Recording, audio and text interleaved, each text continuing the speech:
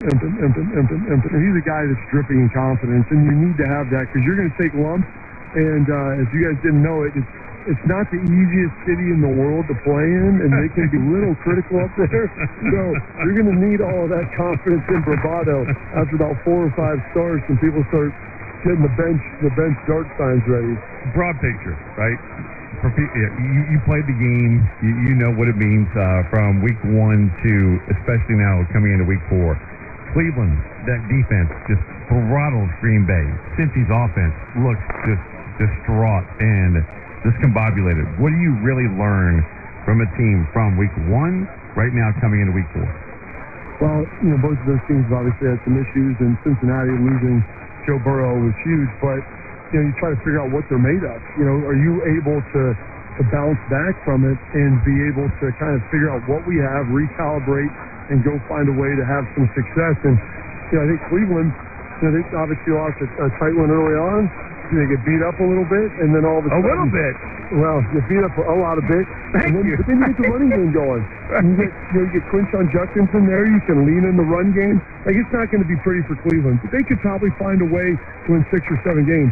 Cincinnati, my goodness, I turned the thing off at halftime. They gave up about 17 points in about 3 minutes of game time. It was insane. So you cannot turn the football over, and I don't know if there's a solution for it because their offensive line is not great, and that's the reason Joe Burrow's been beat up so much.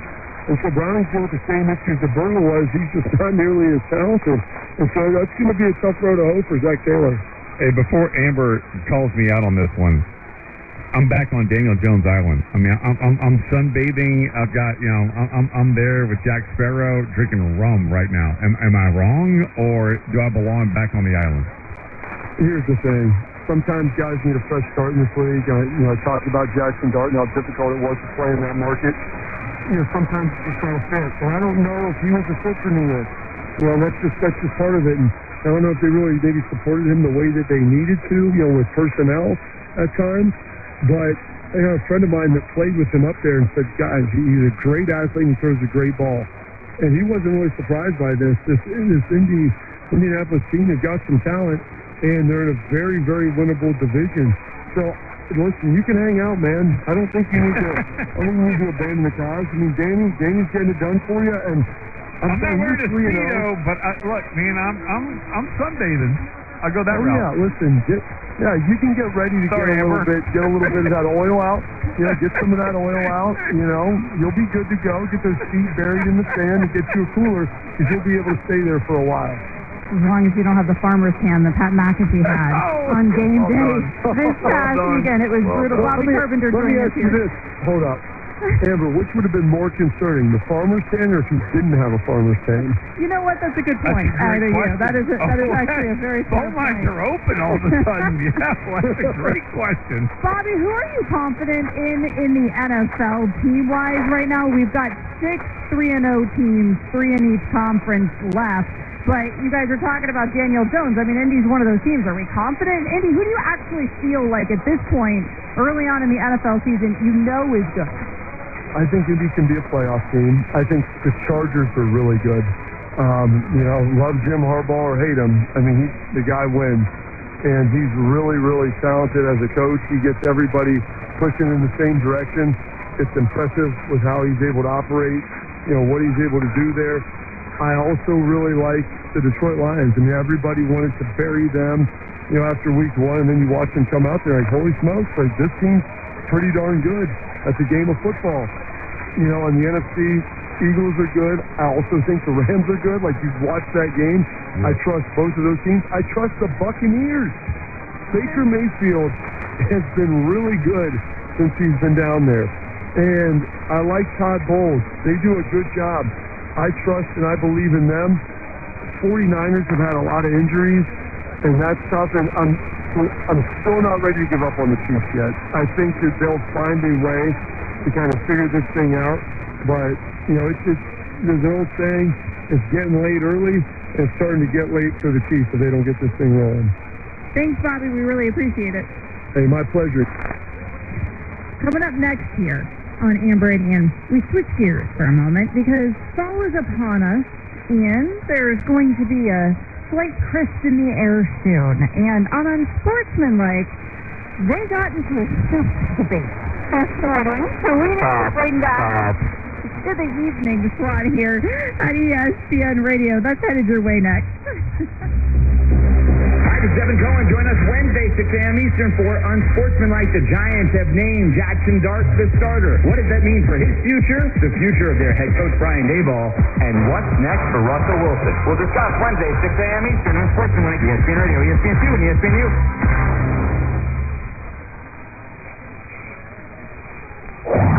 This is Unsportsmanlike. I'm not saying it's still fun, okay? I'm not blaming Joe Burrow. That offensive line is absolutely putrid. In the same breath, Joe Burrow signed up for that offensive line because he's the one that decided he wanted to play general manager this offseason. So this is a situation of his own making in terms of how this roster is constituted, the pieces that are around him. Unsportsmanlike. Weekday mornings at 6 on 1050 ESPN.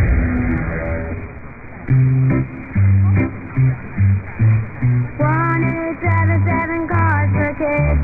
kHz cars for kids.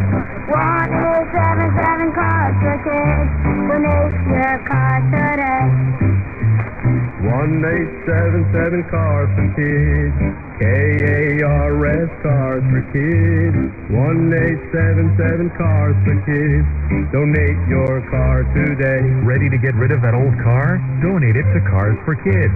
Call 1-877-CARS-FOR-KIDS to reach a friendly live agent. Donation's super easy, and your car can be picked up as soon as tomorrow. Call us now, 1-877-CARS-FOR-KIDS. That's Cars with a K to donate your car today. 1877 cars for kids. Donate your car today. Did you know you can donate real estate too? Go to carsforkids.org. That's carsforkids.org.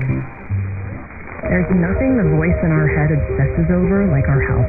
But with over 100 lab tests and insights, Function can help answer the questions like, why am I so tired all the time? How can I get better sleep?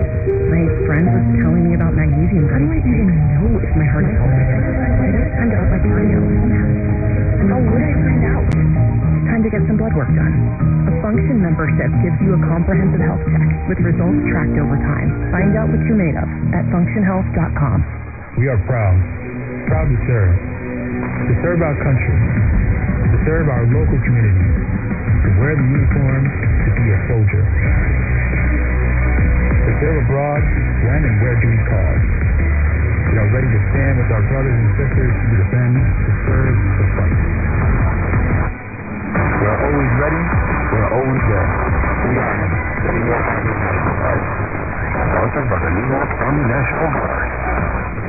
Well, if you have room on, everything's got to line up perfectly. Just like when you find the person you want to marry. When it's time to propose, well, do what I did. Visit the engagement experts at London Jewelers. From their beautiful 2 by London collection to custom designs for any budget, they make finding the perfect ring easy. Visit London Jewelers at any of their 6 locations and tell them I sent you for the Michael K. treatment. London Jewelers, getting it just right. Our biggest names, our biggest games, they're all right here. This is 1050 ESPN, New York.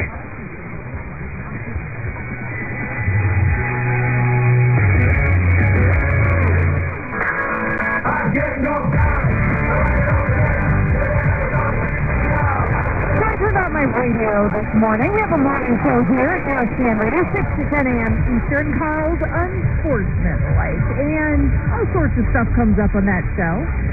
Mostly sports, it's not always sports. Somehow today they got into a conversation about soup. Now, I think I joined into this conversation a tad late, Ian, because all I heard when I turned on my radio, well, really I turned on the new ESPN app to stream the radio, and I heard Pat Costello, one of the producers on Unsportsmanlike, saying that French onion soup is awful. And then from there, they launched into an entire conversation about soup. Which I thought was hilarious. PC is one of my favorite people on the planet because that guy doesn't give a damn. He really doesn't about your opinion, my opinion, anyone's opinion. Pat Costello is hilarious. He's also like an old man trapped in a young person's body. Yes. Perfect. Well done. Right there. So how they get into a debate over soup is beyond me. I don't know how it happened. Might have been his "I'm over it" segment. I don't know. Cause like I said, I joined. Like so maybe he was over French onion soup. I don't know. French onion soup sucks. First of all, well, that's a terrible taste. But we're about to get into soup specifics. Don't you worry. It is awful. French onion soup is to me the same as anyone saying that Mike Gundy did not deserve to be fired. There you go. It's when he was fired. That's what I was thinking. It's when. Fire him after last season. He deserves to be fired after last season. They only kept him around because of the money. They kept him around because he earned it of everything he's done over 20 years. They were actually being kept him around so he would restructure his contract for the season, which is exactly what happened. And he's coming to a booth. He's French onion soup right now. So there you go. Yeah, then that means he's excellent, and that he should get the top he's job awful. in college football. Are you a big soup guy? Because here's the thing for me. I have lived in Florida the majority of my entire life, born and raised. I don't really do soup living in Florida because it's 110 degrees. And I rarely sit down at a restaurant and think, you know what I should fire up with 100% humidity and 95 degrees outside? Some good old-fashioned soup. And by the way, what is it called? The cold soup? No, I'm not. I'm not a cold soup guy at all. But I grew up in Louisiana, as you know. Went to Alabama. I got shipped off to boarding school in D.C. I've lived in Utah. I live now in Texas. So I've been all over this great country of ours. I will tell you, a cup of soup before a meal expands the stomach. So it gets you even more ready for the meal. Really? I am a big fan of a cup of soup, especially if it's one of my favorites. So, yeah, I'm a soup guy. I'm in. Yeah, a soup is like you're watching pregame warm-up between two top 10 teams in college football, and there's